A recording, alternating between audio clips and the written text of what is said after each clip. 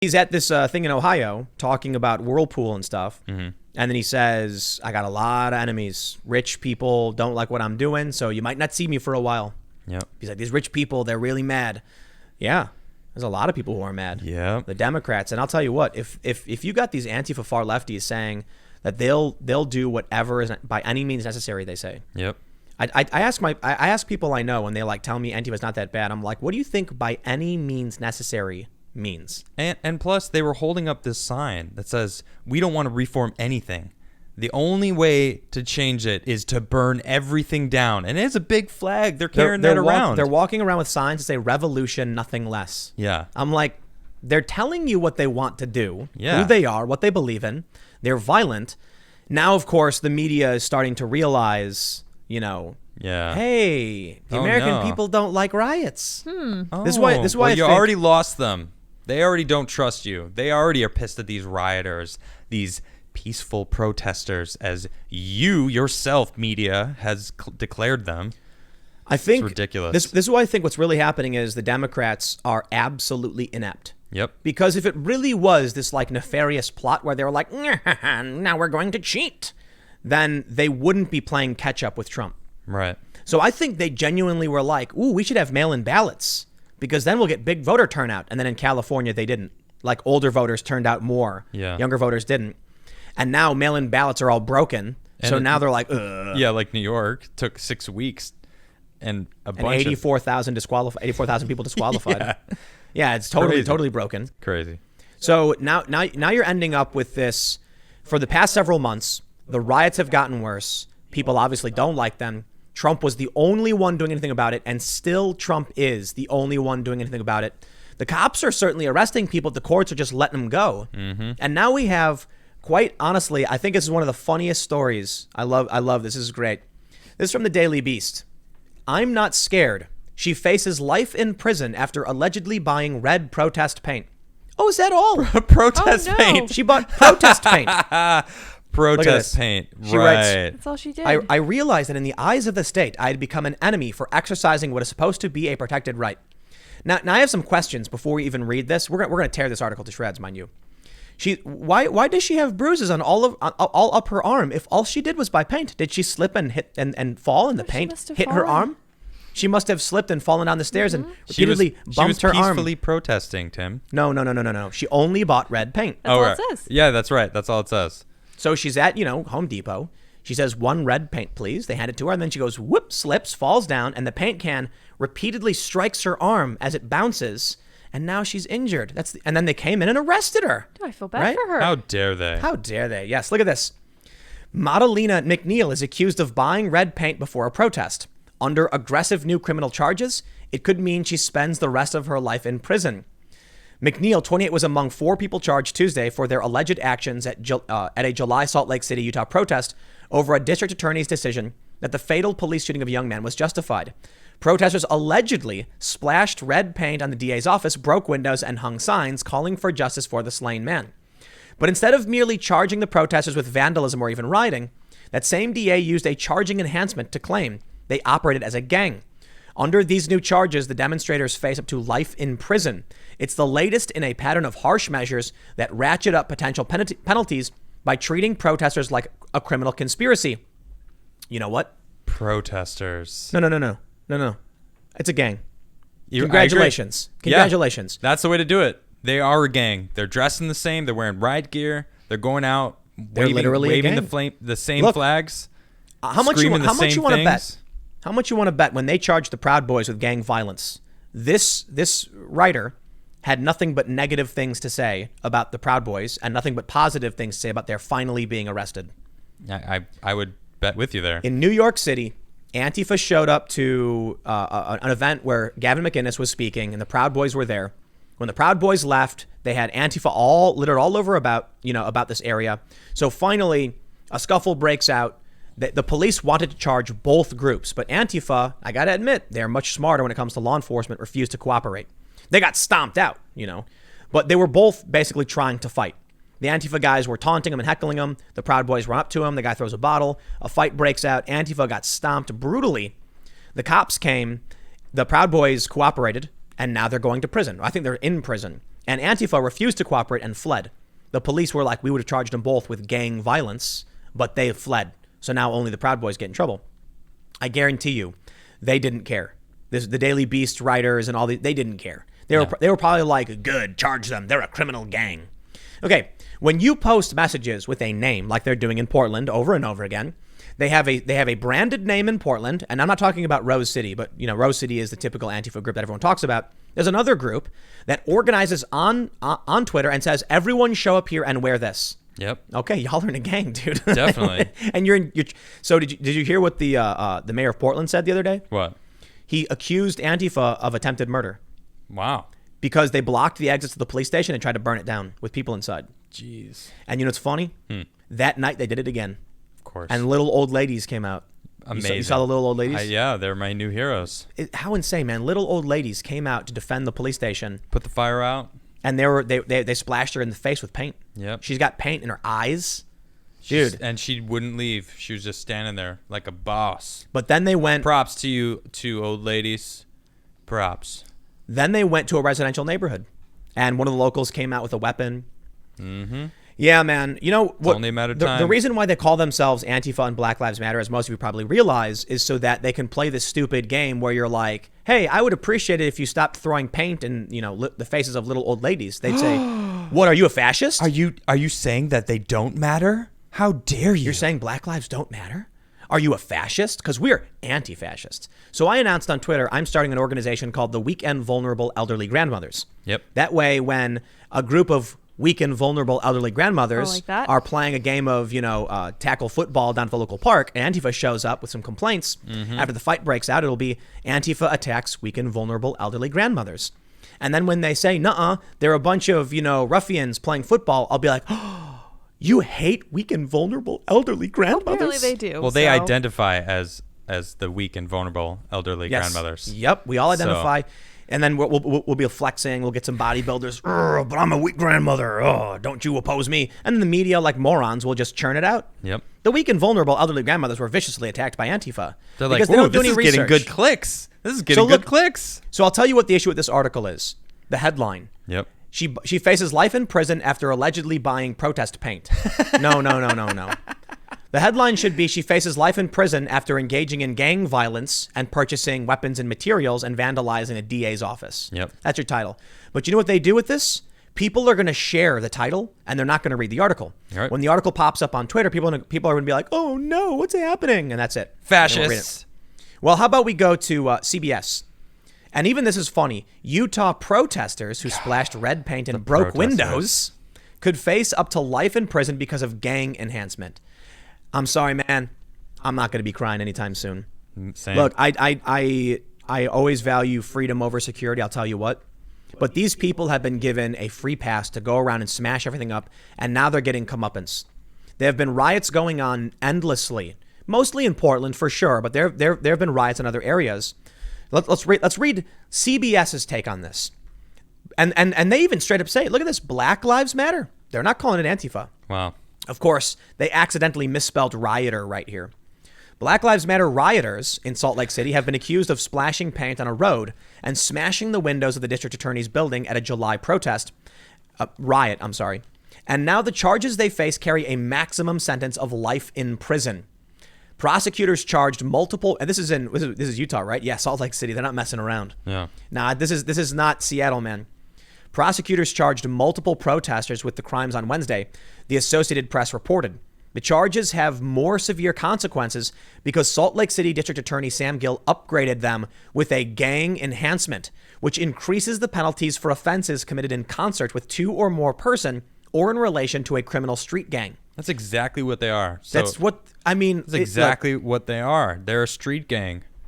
It is under the guise of being virtuous. I do think three people, it's a hard law to do, to be honest. Like, I guess. But it's in concert. So there you go. So if three people are walking down, but think about it this way. Let's say you meet up with your two friends. Okay. And then, you see people get into a fight. So the three of you jump in and engage in the fight. Okay. They charge you with a crime. There's three of you acting together. They upgrade the crime to life in prison. You know what I mean?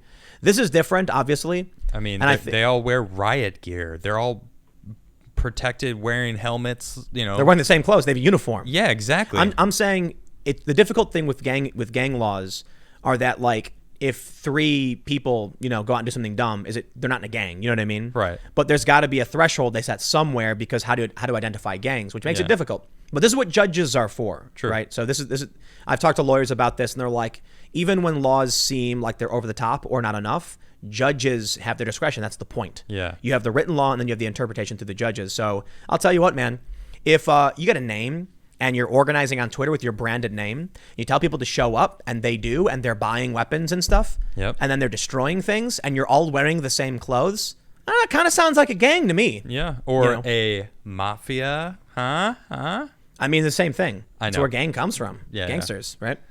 So let's see. They say with the enhancement, second-degree felony charges, which usually have a sentence of 1 to 15 years, can be upgraded to life in prison. Look, man, I don't like the prison system. It's only going to make these people crazier or worse. Actually, I take that back. You know why? Do you know who the bike lock basher is? I know of it. What was that guy's name? His name was Eric. Eric what? He was a teacher of philosophy, I believe, at Berkeley. Yeah, I remember finding Was that he? mildly ironic. Yeah, Yeah. he was an adjunct. The bike lock basher. Yeah. He's a super villain. Tell us about him. He went around with a bike lock in Berkeley, and he bashed 7 people over the head with a bike lock. And these are kill shots. Yeah. There was one dude on his knees with his hands up. Okay. And he comes out of the crowd, and he just cracks him over the skull. Jeez. Yeah. So these people are nuts, I suppose. Yeah. But this guy had the strike through tattoo on his chest. Okay. All right, which is the Antifa symbol of the 3 arrows. Do you think that guy would fare well in a prison for violent offenders? Nope. What kind of groups function in prisons? Gangs. Gangs. Yep. And what kind of gang are the white people in? White supremacists. So what do you think's going to happen when the scrawny, white hippie dude shows up? Well, I shouldn't call him a hippie. He's violent. And he's literally got the tattoo. They're going to be like, what's up? What are you Yeah. going to do about it? Yeah. That guy would not survive. No, not at Now, all. look, I got to be honest. My understanding of prison is based on movies and TV shows, so it's probably not completely accurate. No, I watched this this YouTube video about an ex-convict who was talking about these Antifa types, saying they have no idea what they're in for if they go to prison. Literally what you're saying, that's Yeah, what he was dude. saying, because he was saying these gangs, they operate in groups. Every single different type of group exists inside of a And it's prison. race-based, right? And it is, Yeah. and it's sad, but it's true. I mean, I think it's sad, but that's what the reality is. So if these people, they're like anti-fascist, anti-racism, they get put into prison where They have tattoos. they have no group. Every single Yep. person in there is like, you're minced meat. Well, you know what, man? This guy he basically got a free pass. He got let go. He basically tried to kill 7 people, and they wouldn't even charge him with this stuff. What? There's a 3-year guy. probation. There's a guy on his knees with his hands up trying to stop the fighting, and he cracked him over the head. That's insane. Yeah, it's insane. These people are terrorists. Wow. Yeah, targeted a dude on his Where knees. was this? In Berkeley. In Berkeley. Yep. A guy got on his knees in between both crowds, putting his hands up, and tried stopping people from fighting. So he cracked him over the skull with a bike lock. We call him the bike lock basher. So these people, man, life in prison, huh? What do you think's going to happen to them if they go to prison for that long? They're not going to go to prison for life. No. It's not even about life. It's about prison. So if they go to prison, they're going to become someone's, How long do you think they're going to cry for? I can't say that. Female dog? What's the Yeah, slang that's for good. that? I like that. That is, excuse me, that is a sexist stereotype. It is offensive. It's offensive hate speech. I'm not offended. Thanks for clarifying, How Tim. long do you think these people are going to cry for? Oh, man. How long do you think she cried for when she found out? You've seen Shawshank Redemption, right? Yeah. Where they bet on who's going to cry first? Yeah. I'd put my money on all of them. Yeah. No, man. but like how long will they be crying for? Oh, man. Because we know they're going to cry. Well, they're going to toughen up eventually over the things they're going to be dealing You know with. what's kind of crazy? Oh, my gosh. I can't remember what movie it is that I saw, but it was about this dude who goes to prison, and it was like he was a teenager. I can't remember what the movie was. He goes to prison and he becomes a white supremacist because Like, that's the gang he had to join. Okay. And it turned him into that. When he got out of prison, that was his whole world now. Oh. So it was like Sad. Yeah, something like that. Could you imagine these Antifa people running around yelling like bash the fash and like throwing paint and screaming and crying? They come out of prison all like hard as stone and super racist. Like just a total inversion of whatever it is they are now. Yeah. You give them a few years and their only survival is to toughen up and join a gang. Yep. And now all of a sudden there's, I'll tell you what, no, the good news for them, I guess, is now that Bill Barr is going after all of these people, dropping the hammer at justice, Yep. they'll be able to form their own Antifa gang in the prison. That's a good point. Yeah. There'll be enough of them where they're going to be like, hanging out together. Of course, they'll be the weakest gang because the super ripped dudes in the other gangs are going to be like, shut up. Yep. I'm going to tell you what to do. Let's read a little bit more. Check this out. They say one of the protesters is 28-year-old Madalena McNeil, who, according to arrest records, was charged with felonies of criminal mischief and rioting. Oh, but the Daily Beast said buying paint. Yeah, that's all. You see how this works? It's not rioting to buy paint. You could just buy paint. Well, apparently, if we're taking both at face value, they're charging with rioting for buying paint. No. Actually, she did buy paint, but she later shoved a police officer. Hey! Oh. Let's try this again. Battery. Let's try this again. I'm not scared. She faces life in prison after allegedly shoving a police officer. Assaulting a police officer. Assaulting a police That's officer. assault. There you go. Much The better. July 9th protest was held after Gill said the officer-involved shooting that resulted in the death of Bernardo Palacio was justified. McNeil, who said she spent Tuesday night in jail, has since been released, told KUTV that she didn't do anything wrong, but that it would be silly to look at the potential of life in prison it would be silly to look at the potential of life in prison and not be scared. Now, to be fair, I will say innocent until proven guilty. Right. So we'll see how these things play out. There's a court of law for these things. Well, I mean, she shoved the police officer. It's pretty bad. I haven't seen a video of it. I haven't either. You're Yeah, right. cop can tell me it happened, and I'll be like, yeah, show me proof. Yeah. Like I don't like people who go around starting fights, rioting, smashing windows, and all that stuff. Right. State's still got to prove it. That's true. And I mean, if it comes down to it, the state's going to believe the police officer. Oh yeah, and it's a problem. It's a huge problem. But I'll clarify my position. I'm talking about the idea. Wait, hold on. Are you saying that they should have more funding for maybe every cop to have body cams? So I mean, they that'd be can fantastic. then Live stream it. Yeah, maybe then they can all be held accountable for anything that they have to deal with. Here's what I'm saying. I don't know about this lady, but I'll tell you two things. The media is falsely framing the story, first and foremost. I don't know if she actually did it. She's being accused. We'll see if the trial proves beyond a reasonable doubt. But we've already got this media outlet saying she only bought paint. Oh no. No, she is accused of assaulting an officer. Let's be real, and smashing windows and throwing paint around. This story from CBS brings up the issue of gang. Well, they both bring up the issue of gang enhancement. I lean for gang enhancement charges for these Antifa people, 100%. I agree. They're gangs. And I looked actually just now while you were talking to find the pictures of the front of the DA's office. I can't find it. Really? It's lost in my Twitter feed. A lot of people. Oh, but people were showing you. People were showing me. They're like, "Yo, check us out," and I was like, "Whoa!" And now we're talking about it. And now I'm trying to find it. I can't even find it. But I mean, it's covered in red paint. The windows are smashed in. It's crazy. So it wasn't like they just spilled a little bit of red paint everywhere, but it's crazy. They poured it over. Yeah, did you find the pictures? I found the picture. Yeah. Oh, okay. Yeah. They it's poured it wild. all over the place. Yeah, right down the front. I did a quick little edit to fix the article. Oh, you did? Yeah, I did. I'm just kidding. This is not real. While Adam was talking, I went into the source code and just changed the text. So it says after allegedly assaulting an officer. Oh, wow, dude. I fixed it for you, Daily Beast. Cool. There's a after screenshot allegedly for ya. assaulting. No. No, I'm just kidding. I was making a point. Easily But that's done. But I'm making a point about the media. They could have said she's facing it, and they could have made the title something more specific, like for gang enhancement. Or for riding with her gang and assaulting a DA's office and a police officer. What is the job of a All journalist? of those have happened. What is the job of a journalist? Well, it was to uphold the truth and tell the people exactly that. To help people understand what's happening in the world. Exactly. What did this person just do for the Daily Beast? Confused people. Well, they pushed the narrative they want people to think. Well, in a simple sense, they made it harder to understand what's actually happening. Tucker Carlson said this on a show the other night. He said that here's some stuff that happened. And that's what the news is supposed to be for.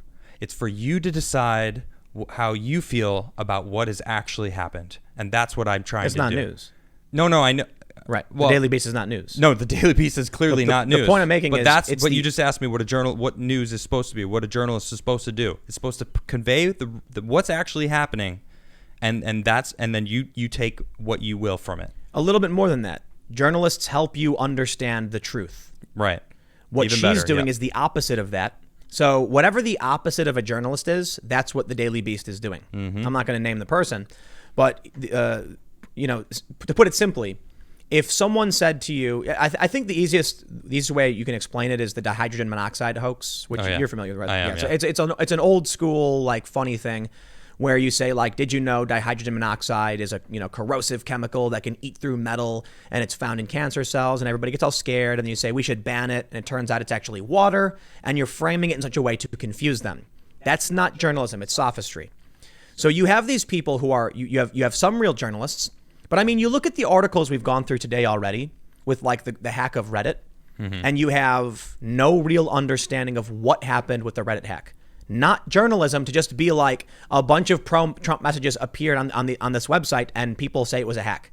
It's like, well, if you want them to understand to the best of their ability what really happened, you need to break everything down for them and say, but the messages were written in Chinese, so we can't necessarily conclude who or why this was done. They don't do that though. It's like I tell you, man. You've got two kinds of journalists in the world. Mm-hmm. Actually, there's technically three, but let's go first. I would say probably 40% of journalists are sitting in chairs, leaning back with like their mouth half open, drooling, going, "Gah." And their boss comes in and they're like, "Can you write about this hack thing?" Ugh, I guess.